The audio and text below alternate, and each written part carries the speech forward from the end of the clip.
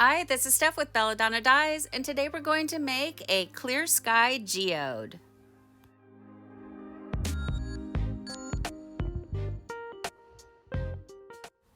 I did tie this geode off camera. I was watching a movie and enjoying myself, and I do appreciate you guys allowing me to do that.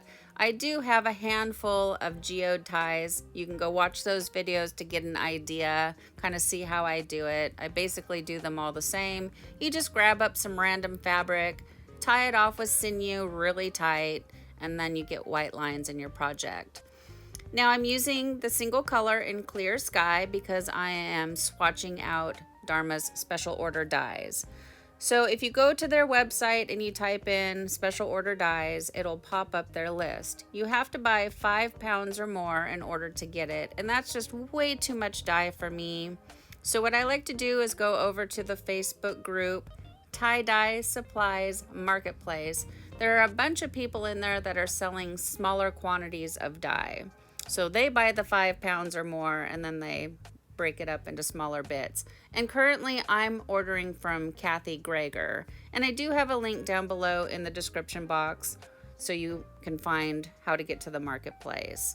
So I added my dye under ice, and now I'm adding the ice over top, and I'm going to sprinkle a pretty generous layer of dye on top of the ice. The reason why I'm doing that is because it's my experience with this color, it doesn't split. So I'm trying to have some variation.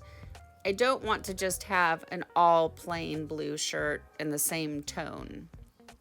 Now this little spoon that I'm using, I got from boredomwithjen.com. She's the wonderful lady. Her and her husband John, they make the sinew pullers and the matching caddy set, and they also make a bunch of other tie-dye tools like these spoons. They make them in right-handed and left-handed, and pleating tools, and so definitely check out their website. I don't like to waste any dye, so I'm using the handle of my shears to tap on the back of the spoon just to knock any loose dye onto the project. I give it a quick little sprinkle of soda ash and set it aside so the ice can melt. And after the ice melted, I flipped it over and I checked it. It has really good saturation, but it's been my experience with tying up geodes because they're so tight that the center of the geode doesn't have really good saturation like I want it to. So I'm going to repeat the process. So I'm adding the dye under ice to the darkest areas because I want to have that variation like I had already mentioned. And then I'm just going to basically repeat the process. I'm going to add another layer of ice, and I'm going to be using my nugget ice this time. And there is no rhyme or reason why I use one ice over the other. It's just a matter of if my Frigidaire nugget ice machine is empty, I will use my big freezer ice. I prefer to use the nugget ice just because it's convenient. So I'm gonna add a nice layer, cover up all the fabric so I don't see any more of it showing through. Then I'm going to add a generous coating of dye over top of this. And then I'm just going to set it aside, let the ice melt. And it's recommended that you let your projects batch at 70 degrees or higher for at least 24 hours. I personally like to batch my projects for the full 48 hours. That's just my method.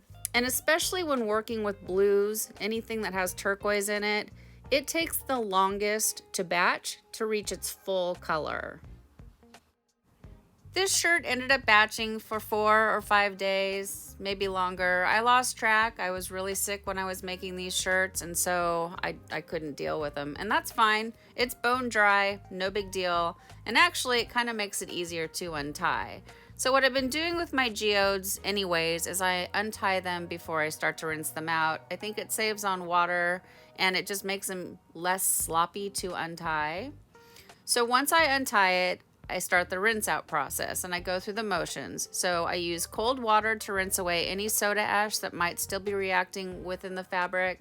And then I increase the water up to hot and rinse until the water runs pretty much clear. And then from here, I take it to the washing machine, and I like to do hot water cycles using Kirillon. Kirillon is a professional textile detergent. And then I like to do a final hot water cycle using Millsoft. and Millsoft is a professional fabric softener. And I do have links down below in the description box for both of those and everything else that I use for tie-dye, so I do recommend that you check that out. All the social media links are there, everything's down there.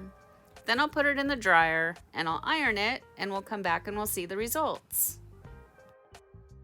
Well, here it is, guys. Here's our clear sky geode after it's been washed and dried, and I think the shirt turned out really pretty. And for those of you that are curious about what color would be similar to this off the regular Dharma list, it would be sky blue. They're similar, but they are different. I think I got some good variation on this shirt, and I'm happy about that. Otherwise, it would just all be one color, and I think it would be kind of boring. I mean, it would still be beautiful, but it would just kind of be boring. This color doesn't split. So where you're seeing the variations, it has to do with saturation. And also, I think temperature plays a big part into this. It just does, especially with the blues.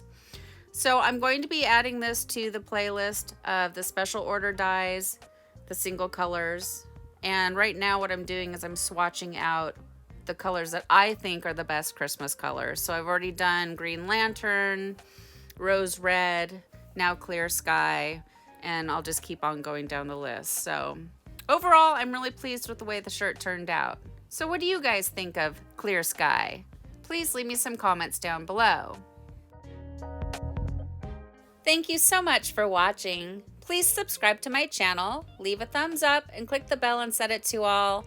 That way you get notified of future uploads. And remember, have fun tie-dyeing!